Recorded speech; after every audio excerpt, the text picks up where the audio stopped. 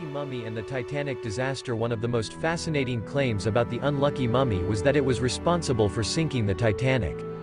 Apparently, the British Museum had reached the point where it could no longer tolerate the spooky goings-on around the mummy and the artifact's curse continually injuring or picking off its staff.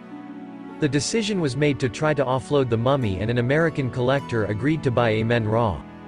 Her new owner packed her up and booked a passage for himself and his new possession on a ship to the States. A ship that just happened to be the infamous Titanic. This luxurious liner, the largest ship afloat at the time, hit an iceberg, then went down in the early hours of the 15th of April 1912 on her maiden voyage from Southampton to New York. The tragedy resulted in 1,517 deaths, mainly due to insufficient lifeboats and confused and disorganized evacuation procedures. So was this the end of Amen-Ra? Did she sink to the bottom of the North Atlantic's cold waters, a place from which even her powerful magic would struggle to exert its malignant influence? Apparently not, according to some versions of the story. During the chaotic scramble for the lifeboats, amidst the cries of "women and children first," the collector paid a bribe to have himself and his mummy stowed in one of these life-saving crafts.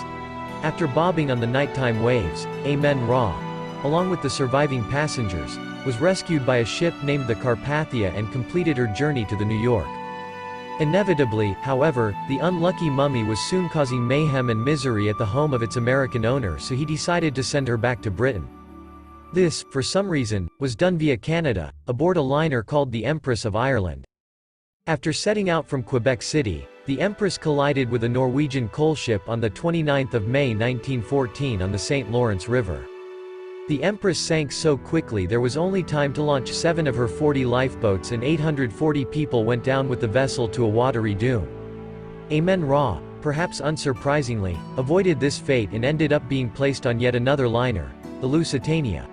Off the Old Head of Kinsale, Ireland, on the 7th of May 1915, the Lusitania was torpedoed by a German submarine.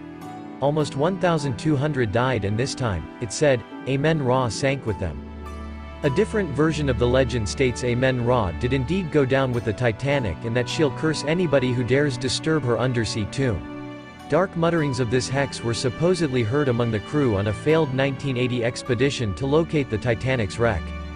But was the unlucky mummy really on the Titanic, and did she finish up floating down to the ocean's bottom? Records exist for the cargo that sailed with the Titanic, a fascinating list including feathers, hatter's fur, auto parts, rabbit hair, elastics and early refrigeration gadgets, but absolutely no mummies, cursed or otherwise.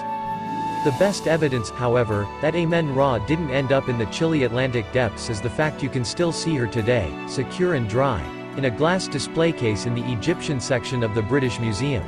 So how did this outlandish tale of the unlucky mummy on the Titanic come about? Again, it appears W.T. Stead was to blame. Stead did travel on the Titanic. He was heading to the States because President Taft had invited him to address a peace conference at New York's Carnegie Hall. Stead couldn't resist entertaining the other passengers with the macabre tale of the unlucky mummy.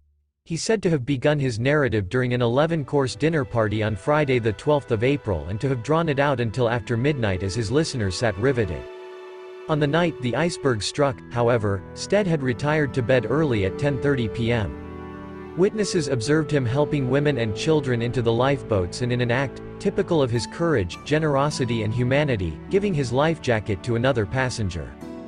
He was spotted calmly reading a book in the first-class smoking room as the Titanic went down, but a survivor, Philip Mock, recalled him later clinging to a raft with the American business magnate John Jacob Astor IV.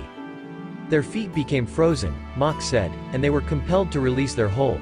Both were drowned.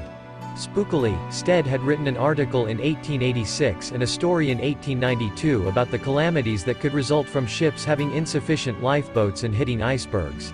Stead's tragedy was compounded by the fact it was widely believed he was due to be awarded 1912's Nobel Peace Prize.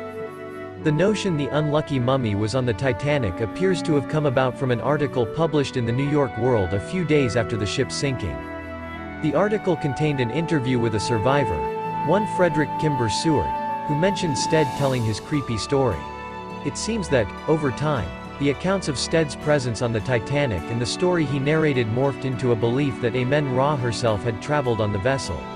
From there, it would be just a short logical hop to assume such a famous cursed artifact had caused the ship to sink.